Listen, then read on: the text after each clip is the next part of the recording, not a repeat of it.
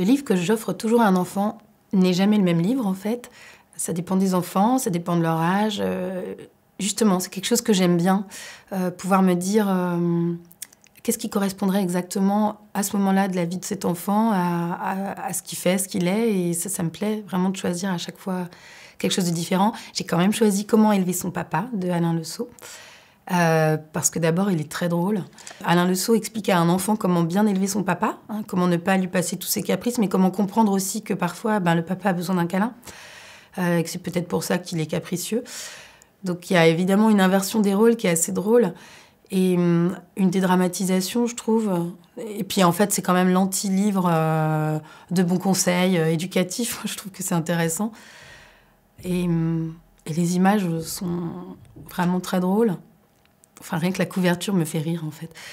Et il y a une complicité avec le lecteur, et du coup, une confiance en l'intelligence de l'enfant qui me plaît beaucoup là-dedans. Donc rien que pour ça, je pense que c'est un très bon livre.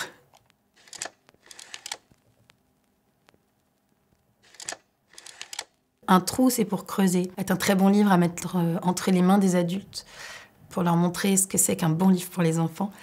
Il y a tout dedans. C'est très simple. À la fois c'est drôle, à la fois c'est poétique, à la fois c'est assez philosophique en fait. Voilà, à quoi ça sert un trou? Un trou, c'est pour creuser. C'est une suite de petites phrases qui n'ont en fait rien à voir les unes avec les autres, si ce n'est que c'est à la fois des réponses à des questions qui ne sont pas posées. À quoi ça sert un trou? Et à la fois en fait, ce serait comme un mode d'emploi de la vie, je trouve. Les réponses sont poétiques. Voilà, la neige, ça sert à envoyer nos chapeaux en l'air parce qu'on est content. Ou il y a, je crois, une phrase qui dit quand quelqu'un crâne parce qu'il a quelque chose, tu peux toujours crâner parce que toi, t'en as pas. Et en fait, ouais, je trouve ça très intelligent, très fin. Je trouve que c'est une écriture, enfin, vraiment parfaite, en fait. J'ai un souvenir ému des dessins de poésie que je faisais à l'école primaire. Et longtemps, donc souvent des poèmes de Jacques Prévert. J'ai eu la chance d'en avoir plusieurs à apprendre. Et longtemps, ça m'a accompagnée parce que, disons que c'est tout à fait intelligible, mais il y a toujours une petite chose qui nous tire vers un autre monde, qui ouvre une porte en fait à l'imaginaire. C'est très très fort. En fait, je trouve ça très fort, évidemment, les textes de Jacques Prévert. Et je pense que, en tout cas, ça m'a donné envie d'illustrer. Et ça m'a sûrement ouvert des mondes qui ont dû influencer mon envie aussi d'écrire.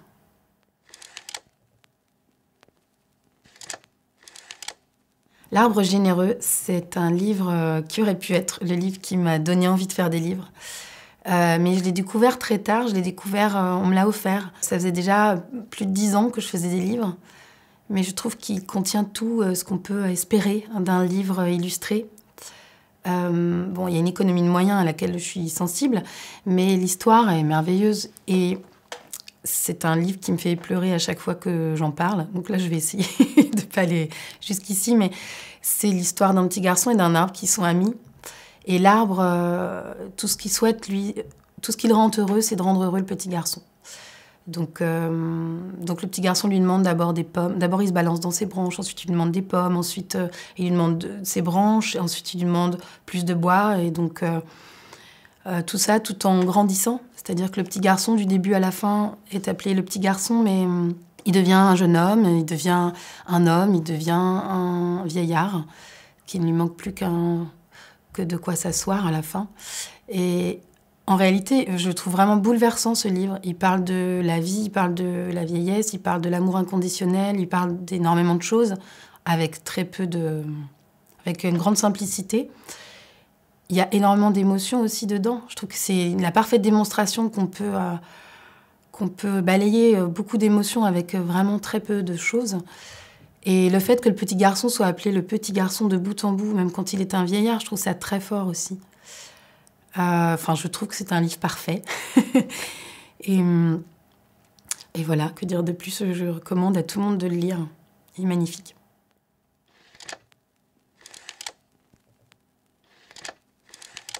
Alors Dinomir, c'est mon personnage préféré de la vie, je pense. On a eu la chance d'avoir une collection de Dinomir à la maison, qui, je crois, était un livre qui était plutôt réservé soit aux enseignants, soit aux bibliothèques. Et Dinomir, c'est un personnage qui a été dessiné par Quentin Blake. Et c'est un géant, il est grand, il est violet, donc hors référence, je ne sais pas d'où il sort, mais tout était... il est très vivant, il est à la fois, il est assez peu expressif, j'ai l'impression, dans mon souvenir. Il est accompagné d'un petit garçon. Moi, j'aurais trop aimé être à la place du petit garçon, quoi. Il ouvre son parapluie, la pluie tombe dedans, ça fait une piscine pour tout le monde. Enfin, il y a une simplicité et il y a aussi une adresse au lecteur. Enfin, pas une adresse directe, mais une simplicité d'adresse au lecteur que j'aime beaucoup dans ces livres-là.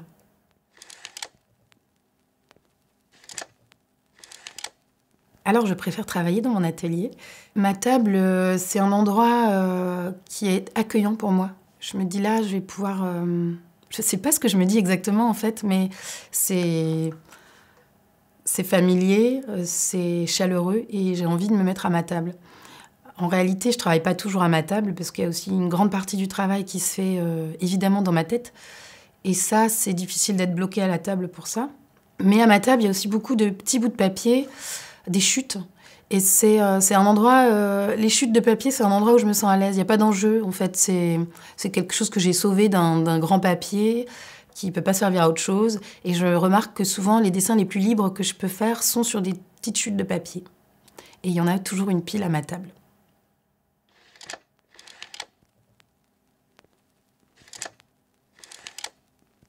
Alors, c'est une photo de moi, je sais pas quel âge j'ai là-dessus. Voilà, je suis une enfant à moitié sauvage, quoi.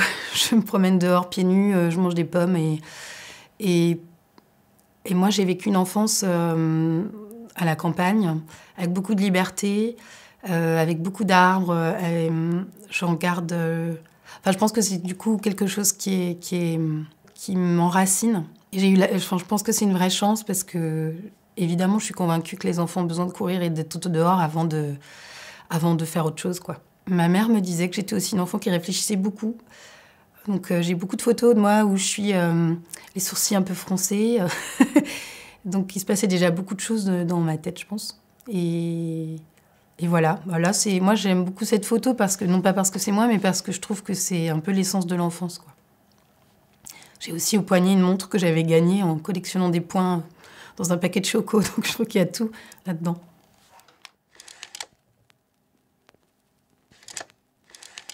C'est une photo de ma main et de la main de mon fils côte à côte. Et donc moi, je lui ai demandé de me tatouer une montre. Je lui ai souvent demandé ça, donc j'ai souvent pris des photos des montres qu'il m'a tatouées au fil des années, au stylo bille.